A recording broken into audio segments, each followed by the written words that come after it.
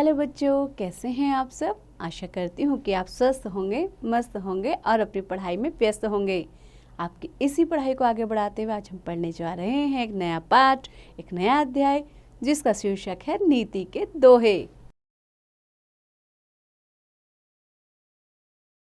बच्चों, इस पाठ में कुछ दोहे दिए गए हैं जिसमें आपको नीति के बारे में बताया गया है कि हमें अपने जीवन में किन नीतियों का पालन करना चाहिए, हमारे जीवन मूल्य क्या होने चाहिए।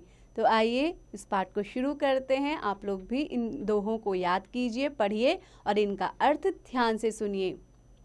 सबसे पहला दोहा है, भले बुरे सब एक से ज्यों लो बोलत नाही, जान परत है काक पिक ऋषि बसंत के माही। तो बच्चों, कवि क्या कह रहा है? कवि कहता है कि भले बुरे सब एक से ज्यों लो बोलत नाही।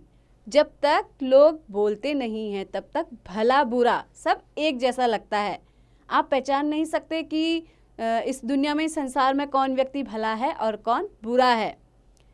लेकिन जब क्या होता है, ऋतु बसंत के माही, जब बसंत की ऋतु आती है तो क्या है, काक और पिक, काक यानी कि कौवा और पिक यानी कि कोयल, दोनों देखने में एक जैसे लगते हैं। आप बता नहीं सकते कि कौन सी कोयल है और कौन सा कौवा है जब तक वे चुपचाप बैठे हैं। लेकिन जैसे ही बसंत ऋतु आती है, कोयल कूकना शुरू करती है और कौवा क्या करता है, काव काव। तो आप उनके बोलने से समझ जाते हैं कि कौन कौवा है और कौन कोयल है। ऐसे ही जब कोई लोग बोलना शुरू करते हैं तो आप उनके बोलने से, उनके विचारों से जान जाते हैं कि ये भला मानस है और ये बुरा मानस है। तो बच्चों आगे बढ़ते हैं। रात गवाई शयन करी, दिवस गवायो खाए, हीरा जन्म अनमोल यह कौड़ी बदले जाए। तो क्या कह रहा है इसमें कवि? रात गवाई शयन करी, शयन करी यानी कि सो करके, गवाई यानी कि बिता दी, पूरी रात सोते सोते बिता दी। दिवस गवायो खाए, दिवस यानी कि दिन, कैसे गवा दिया, खाए यानी कि खाते हुए। आपने क्या किया, रात भर आप सोते रहे तो सोते सोते आपकी रात बीत गई, दिन भर आप खाते रहे तो खाते खाते आपका दिन बीत गया। हीरा जन्म अमोल यह कौड़ी बदले जाए। तो बच्चों क्या कह रहा है इसमें कवि कह रहा है कि जो हमारा यह जीवन है वो अमोल, अमोल यानी कि अमूल्य है, यानी कि जिसका कोई भी मूल्य नहीं, इतना अनमोल जीवन है, ये क्या करेगा, कौड़ी बदले जाए, कौड़ी के समान ही यहाँ से चला जाएगा, यानी कि कौड़ी के दामों पर चला जाएगा। अगर हमने क्या किया, इसका सही उपयोग नहीं किया, हम दिन भर खाते रहे और रात भर सोते रहे और हमने परिश्रम नहीं किया, तो क्या ये अमूल्य जीवन कौड़ियों के दाम चला जाएगा। आइए अब अगला दोहा पढ़ते हैं। जो गरीब पर हित करे सो रहीम बड़ लोग, कहाँ सुदामा बापुरो कृष्ण मिताई जोग। तो बच्चों इसमें कवि क्या कह रहा है, जो गरीब पर हित करे, हित यानी कि उपकार, जो गरीबों पर क्या करता है, उपकार करता है, उनका हित करता है, सो रहीम बड़ लोग।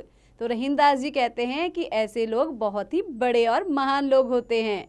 कहाँ सुदामा बापुरो, बापुरो यानी कि बेचारा, कहाँ सुदामा बेचारा, कृष्ण मिताई जोग। बच्चों मिताई यानी कि मित्रता, तो कहाँ बेचारा सुदामा कृष्ण का मित्र बन के, कृष्ण से मित्रता करके उसके जोग ही बदल जाते हैं, यानी कि वो गरीब से क्या बन जाता है, बहुत ही धनवान बन जाता है। तो बच्चों आगे बढ़ते हैं। बड़े न हूजे गुणन बिन, बिरद बड़ाई पाए, कहत धतूरे सो कनक, गहनो गढ़्यो न जाए।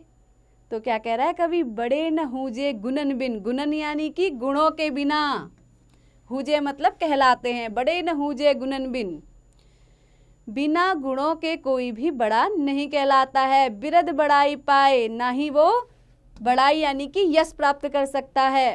कहत धतूरे सो कनक, जिस प्रकार धतूरे को कनक कहते हैं। कनक यानी कि वैसे तो सोना भी होता है और कनक का है दूसरा नाम धतूरा भी है, यानी कि कनक को धतूरा भी कहते हैं और कनक को सोना भी कहते हैं। लेकिन गहनो गढ़ियो न जाए, सोने से हम तरह तरीके के आभूषणों को बना सकते हैं, लेकिन धतूरे से हम किसी भी प्रकार का कोई गहना नहीं गढ़ सकते, कोई भी गहना नहीं बना सकते। इसीलिए गुण की अपनी महत्ता है। तो बच्चों अगला दोहा है, कदली सीप भुजंग मुख, स्वाति एक गुण तीन। बच्चों कदली यानी कि केले का वृक्ष, सीप यानी कि जो समुद्र में मिलती है, आपको पता होगा सीप कहते हैं उसे, शंख की जैसी आकृति के होते हैं। भुजंग मुख यानी कि सांप का मुख। स्वाति एक गुण तीन, स्वाति यानी कि बच्चों स्वाति नक्षत्र में एक बूंद पड़ती है जिससे मोती बनता है ना। तो स्वाति क्या एक नक्षत्र का नाम है। एक गुण तीन, एक ही स्वाति है, गुण तीन। लेकिन इन तीनों के मुंह में जब वो पड़ती है तो इसके गुण अलग अलग हो जाते हैं।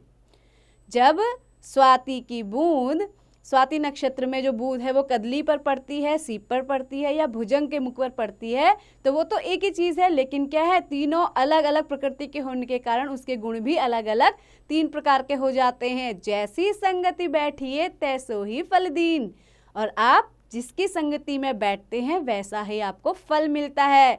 यानी कि जब जो स्वाति नक्षत्र की बूंद है वो कदली में जाती है, केले का पेड़ बनता है, तो क्या है उसका मीठे मीठे फल मिलते हैं।